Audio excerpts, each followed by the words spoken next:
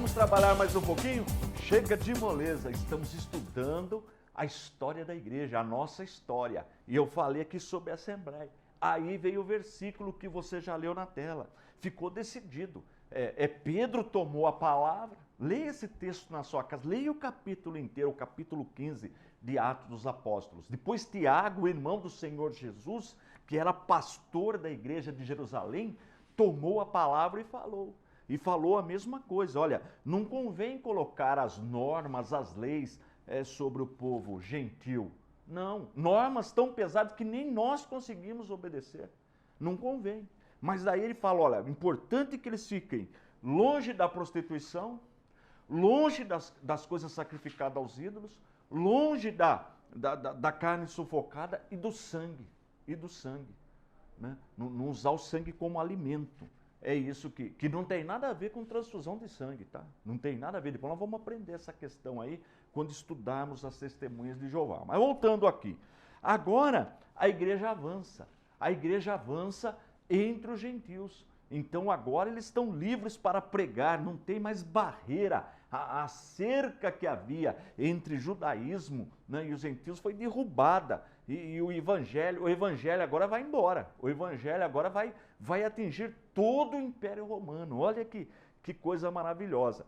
E é neste período que nós temos alguns livros. E eu vou pedir para a Angélica colocar na tela a transparência, o slide que fala Atos dos Apóstolos, cartas de Paulo, primeira carta de Pedro no capítulo 1 e verso 1 e algumas tradições. Então esses textos vão já começar a falar da igreja entre os gentios. Eu fiz um slide, que eu vou pedir também para colocar aí, que tem um mapa, que tem um monte de cruzinha mostrando onde a igreja atinge o Império Romano. Deixa eu pedir para a nossa editora colocar na tela esse mapa. É um mapa que mostra o tamanho da igreja, como a igreja avança rapidamente até o ano 68, que é o martírio de Paulo. Olha quantas igrejas, quantas pessoas já têm servindo a Deus no Império Romano. Olha que coisa maravilhosa. Um trabalho aí, um destaque para o apóstolo Paulo. Paulo, ele fez um trabalho maravilhoso, por isso que ele é chamado apóstolo dos gentios. Sabia disso? Muito bem. Então, a igreja agora avança em todo o Império Romano e 3 líderes se destacam. Os outros estão trabalhando também, todos estão trabalhando, mas tem um destaque aí especial para 3 líderes. 3 líderes. Eu vou até pedir também para colocar aí na tela os 3 líderes que se destacam. Paulo, Pedro e Tiago. Paulo, Pedro e Tiago. Tiago, irmão do Senhor Jesus Cristo. Olha que coisa maravilhosa. Esses 3 líderes, os outros apóstolos, os outros discípulos, está todo mundo trabalhando. Mas esses 3, eu quero fazer aqui um destaque especial, porque tem literatura. Por exemplo, vamos começar por Tiago, irmão do Senhor. Tiago, irmão do Senhor, ele escreveu uma carta aproximadamente no ano 60. No ano 60 depois de Cristo. A carta para atender os irmãos da Judéia. Os judeus. Ele era pastor e ele pastor de uma igreja de judeus. Então ele tem uma carta, ela é epístola universal, né? Que quer dizer carta universal de Tiago, irmão do Senhor. É fácil de ler essa carta, muito interessante. Ele trata muito das obras, porque ele está falando com o povo judeu.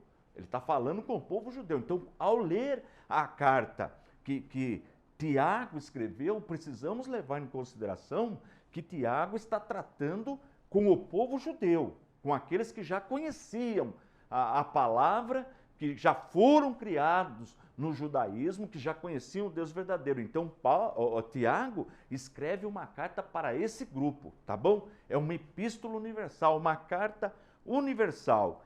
E como que ele morreu? Eu coloquei até uma imagem, eu não sei se dá para a nossa editora colocar a imagem na tela, de Tiago sendo apedrejado. Ele foi apedrejado. Por que ele foi apedrejado? Porque ele estava, foram fazer uma pergunta para ele, se Jesus era o Messias, se realmente Jesus, porque os judeus não queriam aceitar Jesus como Messias.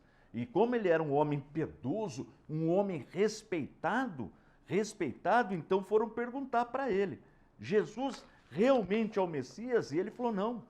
Ensinou e falou, não, realmente Jesus é o Messias. Começou a pregar a palavra, aí os judeus ficaram revoltados com ele, começaram a apedrejá-lo, jogaram ele para fora do templo, da escadaria do templo, e começaram a apedrejá-lo, e ele ali sofrendo ali, aquele martírio ali. Aí diz a tradição que chegou uma pessoa com um pedaço de madeira, né, um palmo, um toco, e deu na cabeça dele para acabar de matá-lo. Diz a tradição que ele morreu dessa forma. Morreu como mártir, morreu realmente confessando que Jesus é o Senhor. Olha que coisa tremenda. Muito bem. Depois vem o apóstolo Pedro, que é o outro destaque também. Outro destaque. Então, Tiago pregava ali para o povo judeu. Agora, o apóstolo Pedro, ele escreve duas cartas, e ele está em Roma. Segundo a tradição, Pedro está em Roma, né? Ele estava ali, e ele escreve duas cartas, são cartas pequenas, mas importantíssimas, são cartas universais, cartas que ele escreve para toda a igreja. Então tem duas, a primeira carta de Pedro e a segunda carta de Pedro. A data mais ou menos que ele escreveu, ano 67.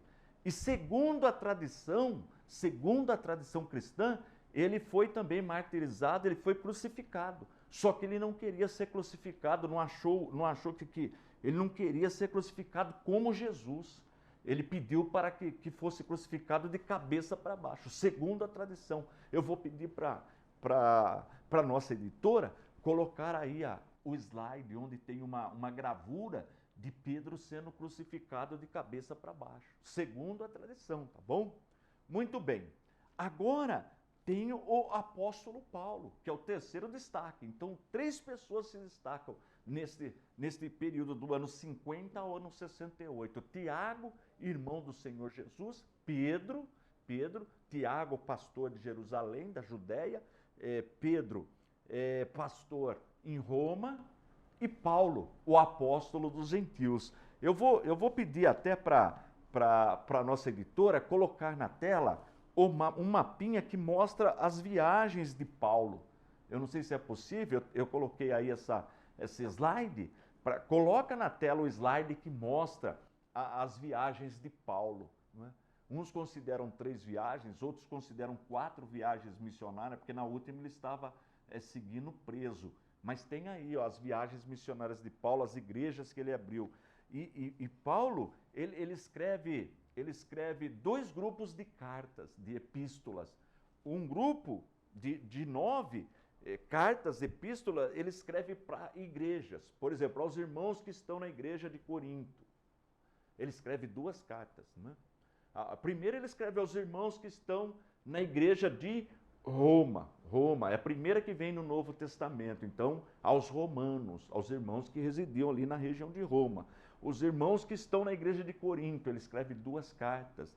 Depois ele escreve aos irmãos que estão na Galácia, outra carta. Aos irmãos que estão na igreja de Éfeso, outra carta. Aos Efésios, e assim vai. Os Tessalonicenses, ele escreveu primeiro, sabia disso, embora no Novo Testamento venha numa sequência diferente, mas na ordem cronológica eu vou pedir para a Angélica colocar na tela. Coloca na tela as cartas que Paulo escreveu. Coloca aí, olha aí na sua tela, olha. 1, 2, 3, 4, 5, 6, 7, 8, 9. Olha aí. Então, Tessalonicenses tem a data aí, ó. Ele escreve na cidade de Corinto. Então, ele está na cidade de Corinto e manda a carta para Tessalônica. Ele escreve no ano 51. A segunda ele escreve no ano 52, estando também na cidade de Corinto. Depois ele escreve, estando na cidade de Éfeso, no ano 55, ele escreve para os irmãos que estão em Corinto. A segunda, ele já estava na Macedônia, mas também remete uma carta para os irmãos que estão na cidade de Corinto. Vale a pena ler essas cartas, elas nos instruem muito. Ela escreve de Éfeso, no ano 57, ele escreve para os irmãos que estão na Galácia. Aí, estando em Coríntio, no ano 57, ele já escreve para os irmãos que estão em Roma. Olha que interessante, embora ela apareça primeiro no Novo Testamento. Depois, em Roma também, aos irmãos que estão em Éfeso, em Colosso, que é os Colossenses, e por último, Filipenses, os irmãos que estão em Filipe. Então veja que Deus usou poderosamente, já no ano 62, perto do seu martírio. Então veja que Deus usou poderosamente o apóstolo Paulo, né, o apóstolo dos gentios. Mas ele escreveu só isso? Não, ele escreveu mais cartas.